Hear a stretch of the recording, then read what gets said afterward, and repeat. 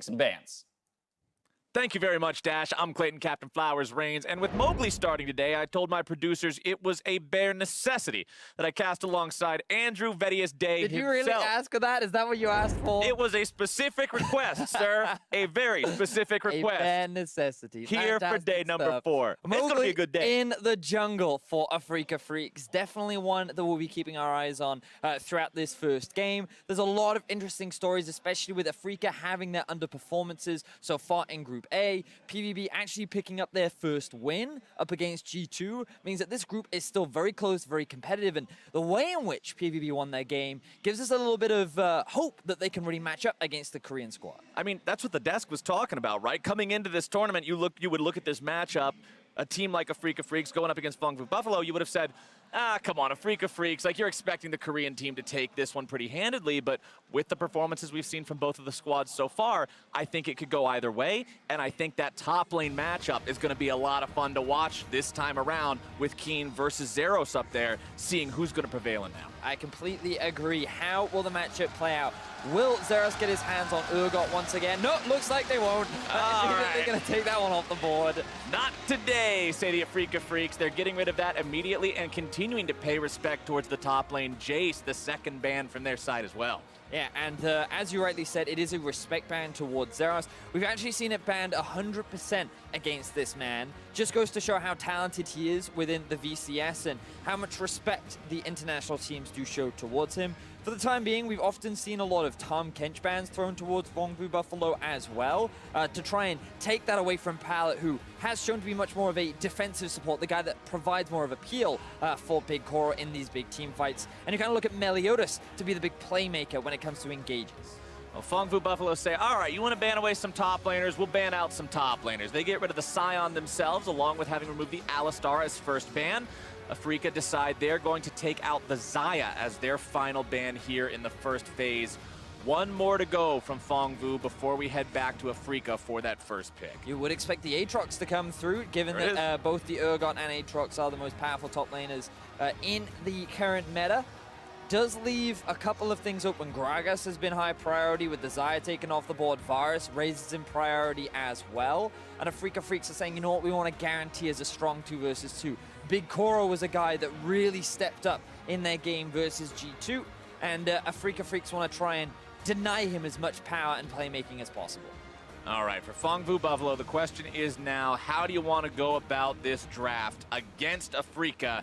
They're going to go with the Camille locked in there for themselves. This is a flex pick. Remember, you can take Camille a couple different places, so not guaranteed to be piloted by Zeros this time around, but we will see. Yeah, they're probably going to want to save it. That flexibility power is extremely valuable, especially given that they can also give Null the counter pick in the middle lane, given that they are on red side. And we talked a little bit about the Gragas, and we talked about how it can be very instrumental in setting up plays as one of the more preferred junglers in the current meta. And even though they hovered it, they actually decided to move away from it, which does surprise me because when you look at Mowgli as a player, he didn't play that many games during the regular season for Afreeca Freaks, but his primary champions were things like the Zac and the Gragas, 2 big playmakers and really engaged tank or frontliners that really set up his team to start these late game fights. Well, the Rakan locked in for Phong Vu Buffalo. This support has seen a lot of plays so far over the first 3 days at Worlds. The most played support at 11 picks. Alistar is that number 2 at 7, so still a little ways behind him. Afreeca going to lock themselves in that Tom Kench. Needs some saving power there for the Varus that lacks that innate mobility and ability to escape when the threats find their way onto him. And Afreeca thinking about the Irelia. This pick has seen a lot of success so far. I believe still sporting a 100% win rate over the first 3 days. We'll see if Afreeca can keep that number strong and find their first win with it here today. Yeah, that's certainly the case, and it will be in the hands 90%. of Uro. Damn. 90%. So close, Flowers. 9 out of 10. We've seen that Irelia come out on top, but still, that kind of implies it's a strong champion in the current meta, Flowers. You would think. You would think that a number like a 90% win rate would insinuate there's some strength there, but Phong Vu Buffalo is going to respond, pick themselves up the Galio. And look at the comp that Phong Vu currently have for themselves. Camille, Galio, Rakan. That is a lot of damage, a lot of lockdown, and a lot of team fighting prowess. They just need a little bit more damage, arguably. I mean, you do have decent damage with the Camille, of course, but what AD carry will they look to bring out? Will they go for more of the hyper carry? Will they look for something with a little bit more of a mid-game spike?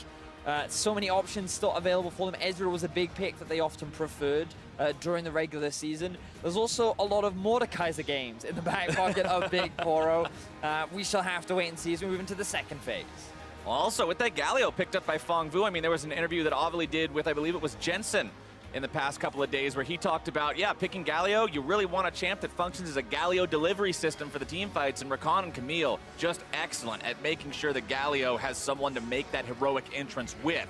As Talia and Kai'Sa are banned away. Kai'Sa, we've seen so much of this champion, and Talia hasn't exactly been absent from the game so far at Worlds either, but neither one of them gets to make an appearance here as the Vel'Koz ban comes out from Phong Vu Buffalo, respecting that potential pick from Afreeca. Exactly that. They believe that Talia and the Vel'Koz could still be played in the mid lane by Kuro. The Aurelia, we already saw it get moved up to the top lane for Smeb yesterday in his game with KT, and so just playing the field, being careful, because remember, this Camille could still go in the top lane. We don't really know what the jungle pick is for Phong Vu Buffalo, and with the Galio pick, they can now lock in their AD carry and keep that flexibility option available to them. And I like seeing that kind of creativity in drafts. Always keep your opponents guessing all the way through as much as you can. Ezreal locked in for Phong Vu. We talked a little bit about it earlier on. This is a big comfort pick for Big Koro, something that he played a lot of during the regular season of the VCS. And it's just something that when you're going up against Varus Tahm Kench, it is a very strong duo lane. So they're just going to go for something safe, but has a very strong mid-game spike. Things like the Trinity Force, things like the Maramune, once those things are completed, then you can actually look to fight with the Camille, with the Galio. And while they're all diving into the front line, Ezreal can self-peel for himself and just be that reliable damage dealer in the back line. Ezreal's one of those champions that you always wonder a little bit about coming from the NALCS. This champion was on a horrific loss streak in North America earlier on this split. I believe it was like 13 games in a row or something absolutely absurd. It seemed to be a pick that you would choose to lose lane less. Of course, if you can play the champion in a successful way, you can definitely hit those mid-game points of extreme safety and allow your team, especially your support, to roam around and open up those opportunities elsewhere. We'll see if that's the strategy that finds the victory for Phong Vu here, as Afreeca are going to pick up the Olaf and the Swain for themselves. So Afreeca also going for the flexibility option. Aurelia and Swain can both be put in mid or top, and it's all going to depend on what Phong Vu decide to lock in as their final champion of choice. Turns out that Zeros will be on the carry. We should see a carry in Keen's hands as well. And that top lane matchup that we were so excited for, Flowers, is going to be a big part of how this game plays out. I would not have it any other way. This is like the two sides of the coin when it comes to a hyped up top lane matchup. You can go into it thinking, oh man, we're gonna get carry versus carry. We're gonna see some top lane, some split pushing, some 1v1s, and you have Sion versus Ornn. It's like, boy, I hope you like wet noodle fights, because we're gonna have a lot of them, but not today. Not today. Camille versus Irelia should be an exciting matchup between these two. Kindred and Olaf in the jungle are going to be running around there. We'll see how these two decide to get involved. We know both of them can make some very, very big plays, helping those lanes out, getting people going. And I'm specifically going to be looking at how well that Kindred is able to maintain the marks as the game goes on. Yeah, and we talked about a little bit more damage potentially, or maybe an extra tank, but PVB just going straight towards the damage option, the Rakan and the Galio acting as that primary front line. And, you know, we talked about, like, synergies and combos and how the compositions kind of work together. Camille engage followed up with the Rakan engage. You have a Galio ulti on top of that. Ezreal ulti kind of synergized with that as well. But if things go sour, Kindred ulti to save those targets should you need that reset, should you not get the initial engage that you want, or maybe you find a pick, you just throw it down and then you're able to turn things back in your favor. But it will rely on them getting kind of an early lead. They need that pressure in lanes, and with the wave clear that Galio has combined with the early laning prowess that a Camille should have against an Aurelia, I'm hoping to see Meliodas try and get into the face of Mowgli, try and apply that pressure and put something on towards the sub-jungler here for Afreeca Freaks, who's now having his debut at Worlds. And it is a moment of truth for this team here as well. If you drop this game, that means finishing the first round robin in the group stage winless for the second seed from Korea, which would defy the expectations of almost everyone out there who did their pick'em sober, which is a very, very shocking thing to see from a team that you would expect a greater performance from. They want to find the win here, go 1-2 at the end of that first round robin. It sets you up to be in an okay spot heading into the second round robin. Whereas for Phong Vu Buffalo, man, a win here, you're 2-1. You're feeling good about that. And you certainly are. And remember, all the fans from the VCS were saying that this team is expected to be better than the Gigabyte Marines. They don't go for those crazy picks or those crazy strategies. There's no lane swaps. There's no level 6 Nocturne into the bot lane. It's just standard. We have good players. We can play the map. We can play with an advantage if we're able to get in. They demonstrated that versus G2. G2, yes, they made a couple of mistakes, but it was PVB who punished those mistakes and then turned it into bigger and bigger and bigger advantages. And those advantages in the game against G2 began at minute 9. This wasn't something that took an entire game to build up and then even longer to finish out. The game itself only lasted 34 minutes. And for 25 of those, it was just the Phong Vu Buffalo show. Yeah, and a lot of it came off the back of Big Cora as well, who's ready to have a solid performance, but will he be able to do the same here today with PVB? For Afreeca Freaks, when you kind of look at their year, you know, you talked about them being currently 0-2 on the score line. The fact that this has been their most successful year overall, going back to the 80 carry that we were just talking about, Big Cora, yes, he was a big reason why they were able to perform so well yesterday. Look at his KDA, look at his kill participation. This guy had some insane numbers. Those numbers are incredible. You can see there, 1 death, 10 kills, part of almost 90% of the kills overall that his team found, as well as putting out over 700 damage per minute.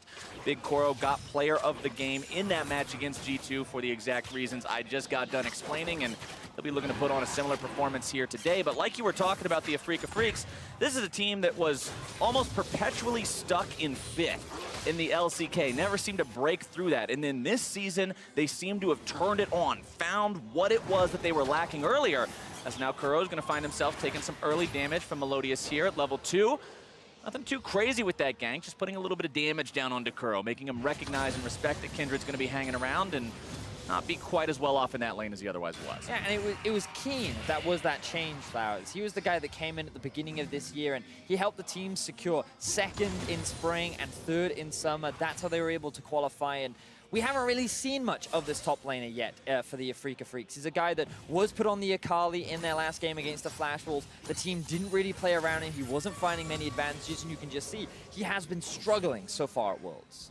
Definitely not what the Afreeca Freaks were hoping to see out of this guy who was so hyped up coming into Worlds 2018 as one of those players to be on the lookout no matter who you are, no matter who you're cheering for. This was a guy that people were expecting to make some big waves. Hasn't exactly had that start, but we're still only in that first round robin, like I said. Still plenty of time left to play, still plenty of time to make that mark on Summoner's Rift, as you can see. Zeros just hanging around here, has the lane shoved in early on. Mowgli decides to flash over the wall on the Olaf. This avoids any vision. This is very clever because it means you can go for this early Drake that we've seen Olafs take already so far in Worlds groups. Mowgli is very low HP and has very low mana. He has used the smite early as well, but he's gonna get it. He'll find that Ocean Drake, and that is Ocean number 1, 4 minutes into the game. Your laners are thanking you for that one. Uncontested by Mowgli, but now Meliodas looking for a gank up top. Nice stun there from Keen onto Zeros, making sure he can't get anything else out at the beginning of the gank. Keen will escape that one with minimal damage. For all you out there looking to play solo queue in the next few days, expect some Olafs flashing over the wall at level 4. That's how they're going to justify it. Well, I saw the Afreeca Freaks do it. That makes that it's okay for me to do it, right? That's how that works. But I'm expecting... Ooh, actually, we may see a bit of trading up towards the top side of the map. Keep going in there. Definitely getting the better of Zeros early on. Nearly takes him down.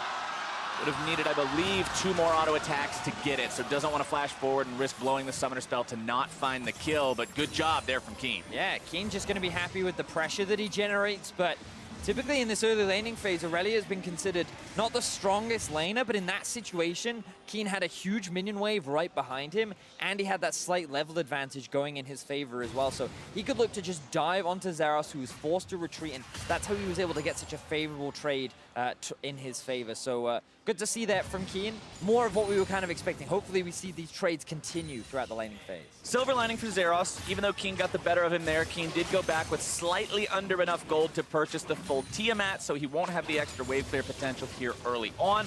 Won't have the active on that item just yet either. As bottom side, you can see Kramer and Tucson pushing up against Big Koro and Pallet. And like you said about the Ezreal pick, this is something that you pick to stay safe. You're not picking Ezreal to say, all right, we're going to flex on him in the lane, we're going to make big things happen. You hang back, you farm up, you facilitate the ability of your support to roam around. And we're going to see a ward there in the Afreeca Freaks jungle from the side of PVB, keeping an eye on Mowgli as he moves his way around. Yeah, and we talked a lot about how PVB's kind of play style and win condition with this composition is they have really solid team fighting, especially around the mid game. Trinity Force for Zeros, Trinity Force for Ezreal. Ideally, you want one item on the Galio, but all you really need is his ultimate. The moment these guys complete their first item, they can start looking for fights. Whereas for Afreeca Freaks, they have a little bit more scaling in their back pocket. You're kind of waiting for, obviously, the Trinity Force from the Aurelia as well, but once she gets that extra bit of wave clear with the Tiamat, that's extremely valuable. You also want the two items on the Swain, things like the Zhonya's, things like the Rod of Ages. And for Varus, the Blade of the Ruin King is kind of what you expect to be his first item, which is a solid spike, but not the strongest mid-game spike. So they do have early pressure with the Olaf, but they're waiting a little bit longer than that. They don't want to be baited into these mid-game fights, and that's going to be the big point for Afreeca. How well can they manage PVB and their willingness to try and force these mid-game fights around the 20-minute mark?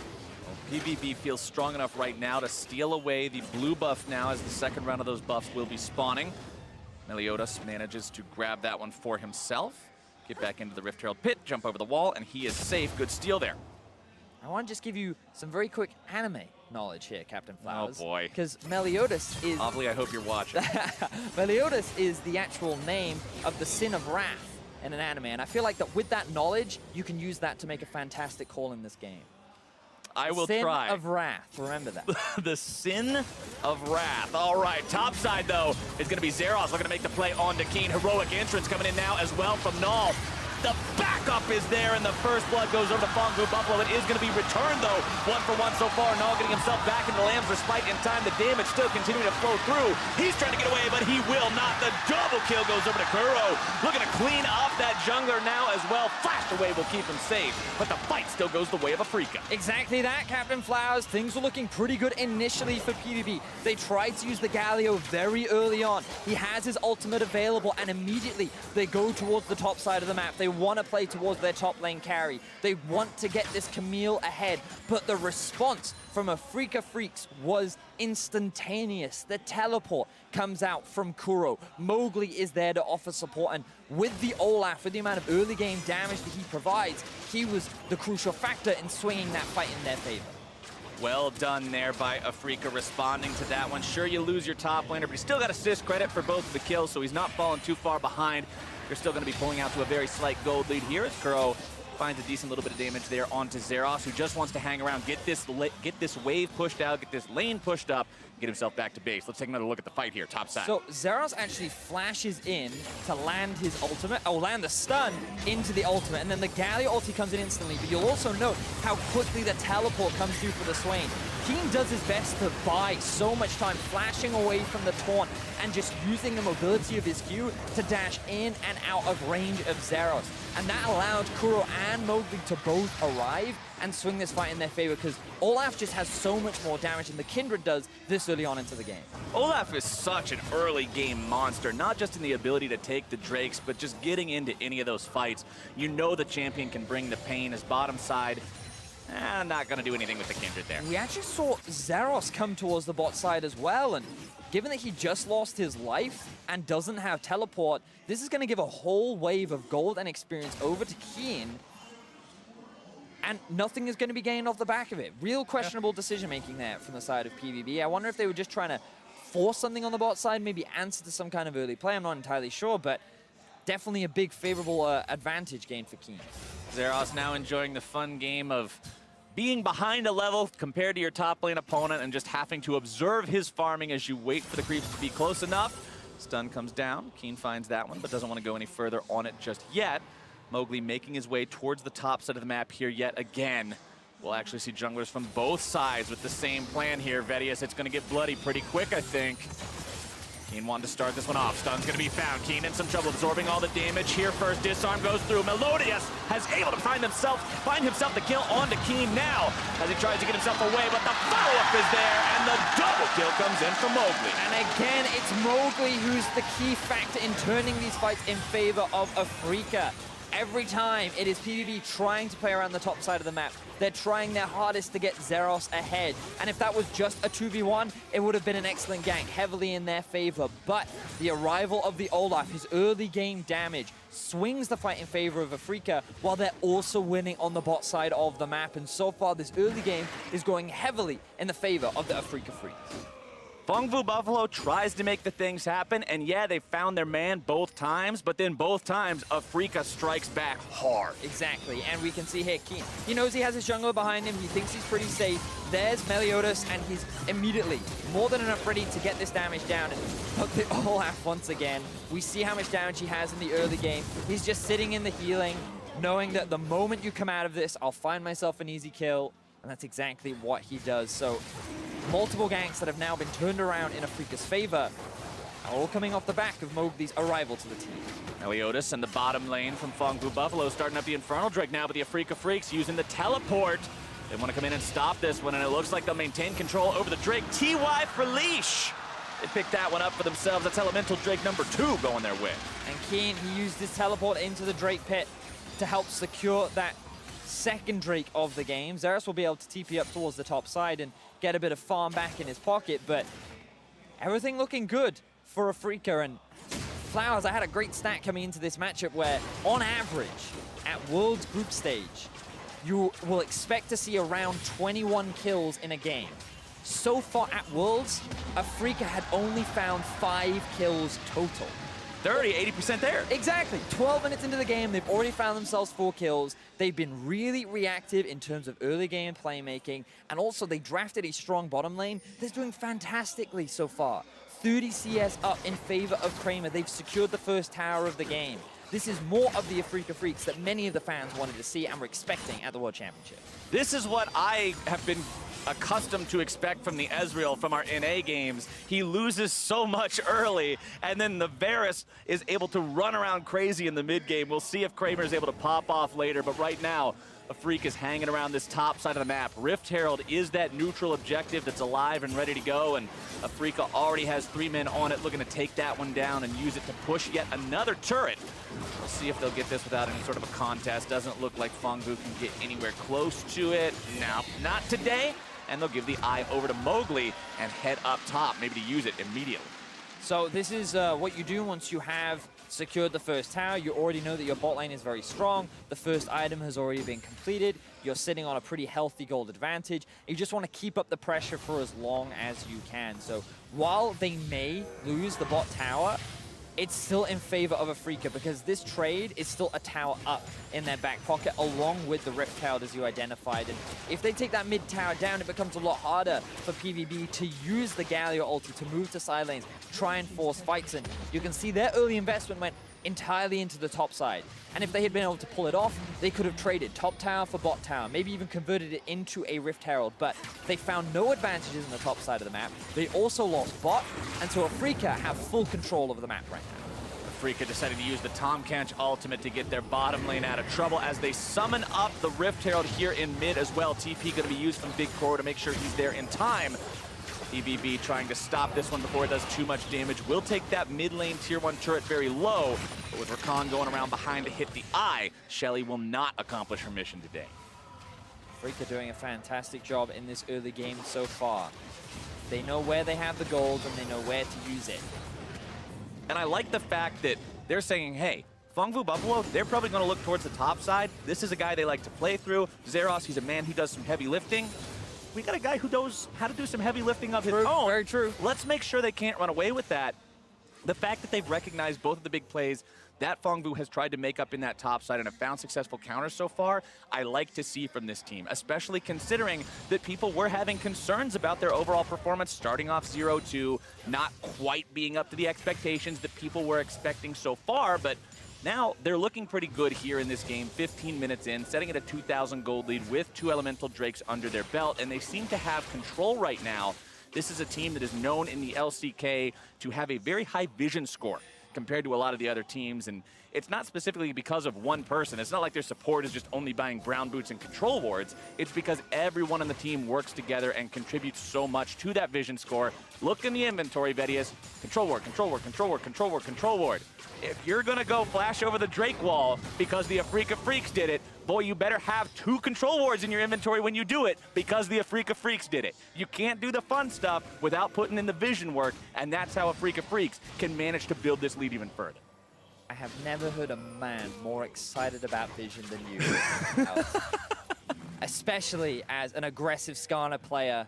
Those were not the words I was expecting from your mouth. But you can't go into the enemy jungle and 1v9 people unless you're sitting in a bush with a control ward next to you. You heard it here first, ladies and gentlemen. Wards are important, and Afreeca, they have all the vision that they could want as they set up for this mid-tier 1. Keen is off on the flank, sitting on top of that control ward, and that means that PVB will be forced away. 3 towers now to 1 in favor of Afreeca Freaks. 2,500 gold in their back pocket. This early game has been splendid from Afreeca. I mean, Shelly didn't do her job earlier, but she set up a situation where Afreeca could just stroll up, hit the turret a couple times, boom, boom, boom. It's out of there. They've got the extra money, and now with the entirety of that outer line down, this opens up the possibilities that you were talking about where you don't feel as safe pushing out as far onto the map as you previously did. Afreeca can now move into the enemy jungle, get some more vision down in there, continue to try to choke Phong Buffalo out of the game as we proceed further into the mid-game.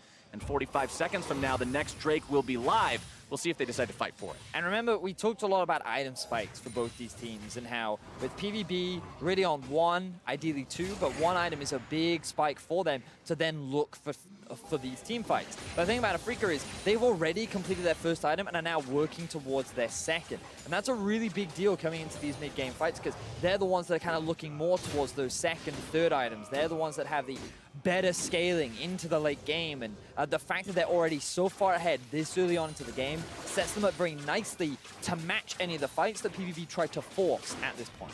And it plays interestingly into the discussion that you and I were having about the Afreeca Freaks game against the Flash Wolves the last time they played. Because last time, Afreeca was the team that wanted to get ahead early going up against the Flash Wolves. They couldn't do it. The game stayed even for too long, and then the Flash Wolves pulled ahead and they won the game pretty quickly. Afreeca's on track now to do the same thing to Phong Buffalo, if not even more stylistically, because they're already ahead. They're not just breaking even. This team is executing their game plan so well. And hey, if you're already building things up for late game win conditions, why not continue to stack Elemental Drakes? That's 3 for 3 going over to this squad. Yeah, the moment it spawns, Afreeca lock it down. Mowgli, he's been really impressive this game so far. He read what PVB would try to do in the early game. He was always there to respond. He's maintained control over this Drake objective for the entirety of the game. And considering from the perspective of many analysts that Spirit was considered the stronger jungler, the guy that they more regularly used during the regular season of the LCK, the fact that he comes in on the world stage when the team is down 0-2 and has a performance like this is definitely a big deal and a big positive for the side of Afreeca. It also shows that, hey, you can manage to switch things up like that and you're not losing something overall because Spirit is just so much of a level above Mowgli. You can make that change, shift that gear, and still be a team that's quite a threat to have to deal with. 2-0-2 on Mowgli with this Olaf, 100% kill participation. Of course, all 6 of the kills between the two teams this game have been in those top lane skirmishes that we saw break out earlier, all started by Phong Buffalo, but it looks like everything's been pretty calm since then. Nobody really wanting to make anything else happen. Like you said, Afreeca was all too happy to avoid the mid-game fights, scale up a little bit more, and Phong Buffalo, when you're behind 3,000 gold, you're not particularly looking for a fight either, so it's just going to continue like this for a while, it seems. Afreeca do have pressure pretty much all across the map, and right now they're just playing the patient game. They know that they have pretty much winning lanes all across the board at this point. They know that PVB are a little more afraid to try and force a play because they just don't have the vision on the map. They can't see where Afreeca are and whether or not they could go for a safe play. And Afreeca are just slowly working towards those second items, which a lot of actually now come through. Rageblade is done for Kramer. Kuro has his Zhonya's fully completed, primed and ready to go. And they won't force Baron right now, but you'll see that become a much bigger objective, making sure that it's in constant darkness. Force PVB to constantly come and check in, and that's how Afreeca can find these picks. That's how they can catch these members out. And you can see now, just look at how much control Afreeca is investing into this top side jump. Control ward after control ward being placed down, forcing Phong Vu Buffalo to come out, answer those, and take them down. Blast cone over the wall by 3 different members of Afreeca Freaks into the Baron pit, not starting that one up yet, instead just making their way out. Palad's going to see that one as he tries to just maintain some semblance of control over the river, but you can see Phong Vu Buffalo, even if they can get a chance to push the waves out of their side of the map, that's about all they want to do. All right, minions, get the hell out of here. We're not going to deal with you anymore.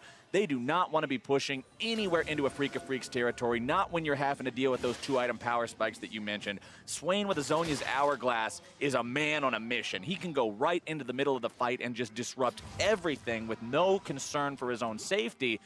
And for Phong Vu Buffalo, both these teams, honestly, looking at the compositions, there's so much dive on both sides that when one side is stronger, you just got 2 big monster trucks, Vedius, and right now one of these monster trucks is way bigger than the other one, so the other one just turns into a road waffle.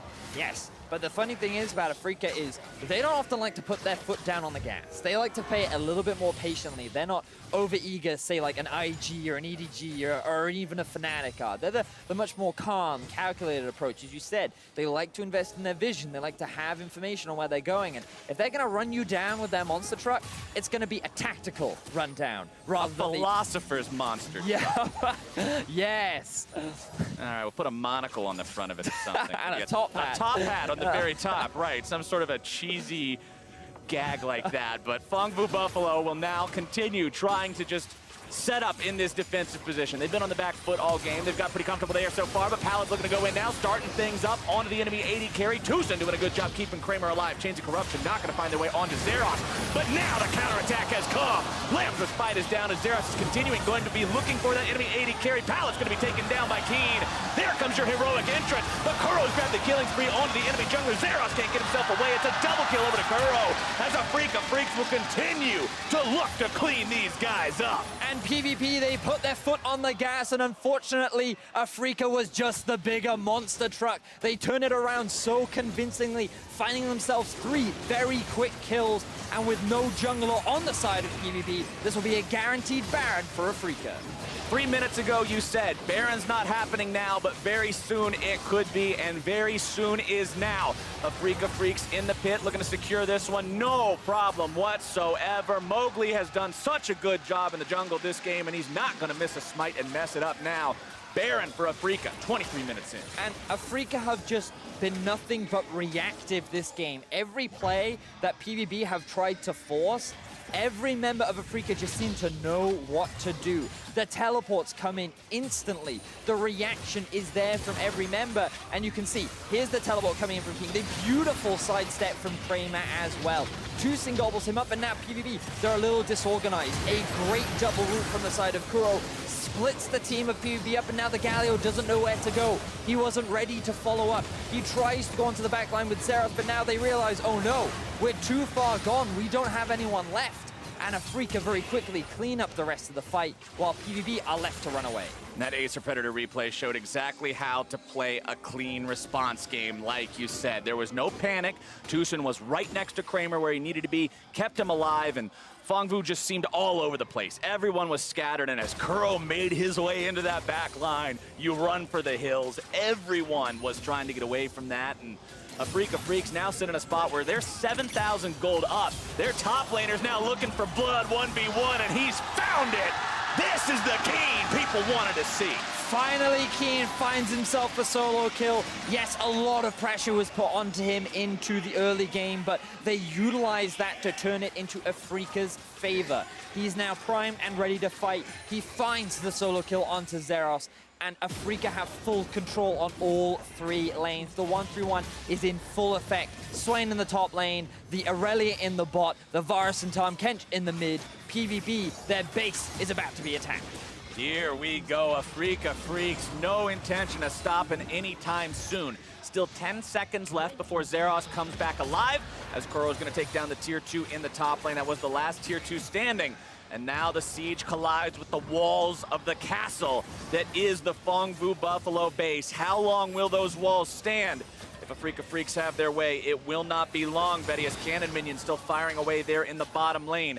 Topside, Kuro is continuing to crash into that Tier 3 turret as well, while mid lane, the same kind of work is going to be done by Kramer and Tucson as mid falls first, top falls second. Bot still standing, but ever so barely. Phong Vu Buffalo, it's looking pretty grim for these guys right now. They want it, the 5v5. They can't find it, though, because Afreeca is just dividing the map up. PVB don't know who to engage upon, because the moment they do, they're going to lose something else from the map. But right now, Flowers, they are losing everything. And as you see these health bars from PVB players move to each different lane, the other lane's inhibitors fall. Heroic entrance into the bottom lane. Looking to stop Afreeca right here, but it doesn't look like they'll be able to do it. Into the back line goes Pallet, likely going to be shut down here. Kramer grabbing that kill first as Null's going to fall second. It's Zeros in the back, going to be taken down by Kuro, who finds that explosion and a double kill for himself. The crowd roars, and the Afreeca Freaks will push towards the heart of the base. It's only Big Kuro standing, trying to potentially save this. But what can an Ezreal do? Afreeca 12-2. Turrets down, Nexus exposed. They'll find their first win.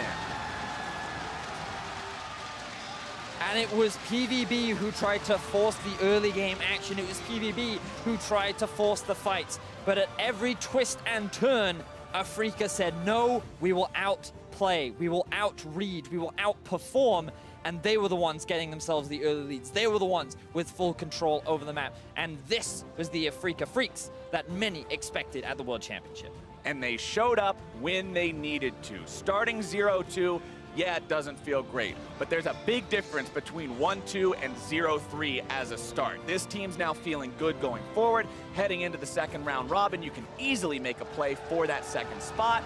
Even for the first spot, if the Flash Wolves start slipping up, and Afreeca, they've got to be feeling good about how that one went. And remember that before this game, they had a total of 5 kills. They found themselves 12 in this game, Flowers. So Afreeca definitely looking more ready to fight going into the second half of this group. Awesome show from them, and to break down that first win, let's head over to the State Farm Analyst Desk.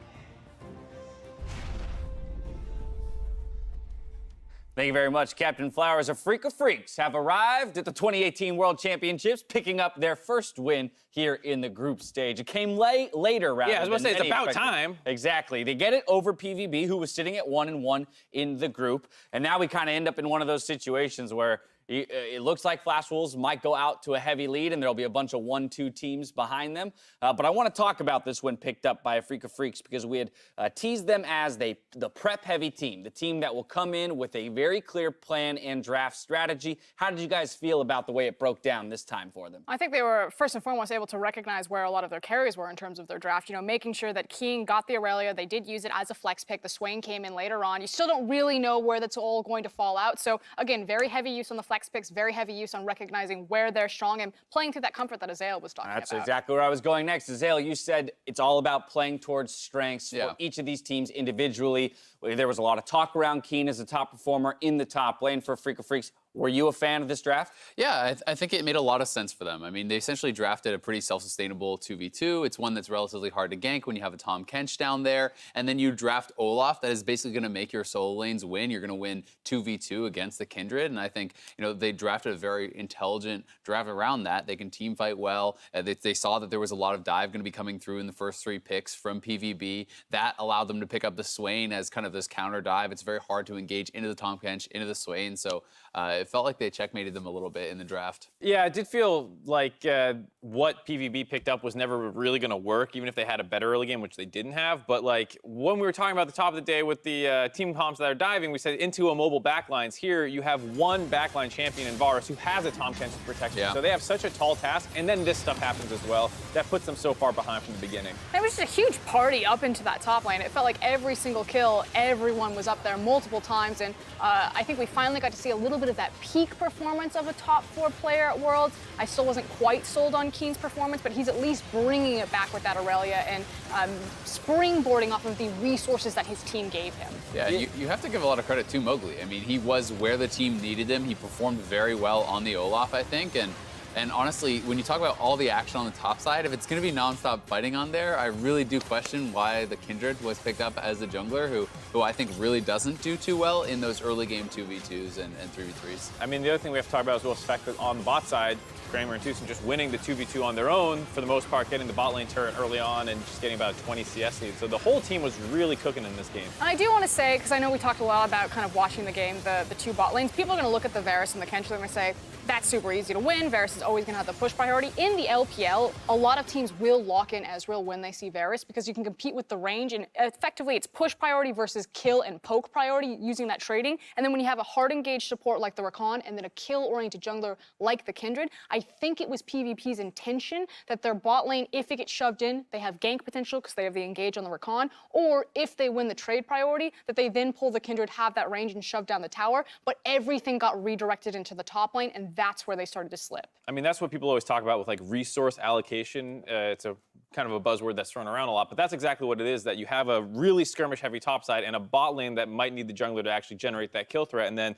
guess what? Kindred can't be both places at once, and both lanes end up falling behind. So then what would you have seen? What were other options available to PVB in this draft to maybe alleviate one of those 2 pressure points? So I think Meliodas went for, comfort. He was 8-0 on the Kindred. This is, his comfort champion. I think that's why he picked it, more than thinking about the individual matchups. But if I'm thinking, separate from the player and just about the champions, I'd look at something like a Lee Sin, something like a Xin Zhao, that really does allow you to win the 2v2 and can actually challenge the Olaf, because I just don't think Kindred can really do that in the early game. And if you don't want to do that, then you probably shouldn't be playing carry versus carry top and a bot lane that is going to need gank assist. Now, meanwhile, on the opposite side of the rift, we had talked about Spirit maybe being the better performer out of the 2, or rather, expectation being higher for Spirit over Mowgli, but Mowgli was subbed in to help them get their first win of the day. He'll also pick up MasterCard Player of the Game. He was that spark plug, as you talked about, Mark. Yeah, I mean, nothing like flashing over a wall at 4 minutes to get your team in Ocean Drake for some easier laning phase. I mean, if you want to start making an impact on the game, that's one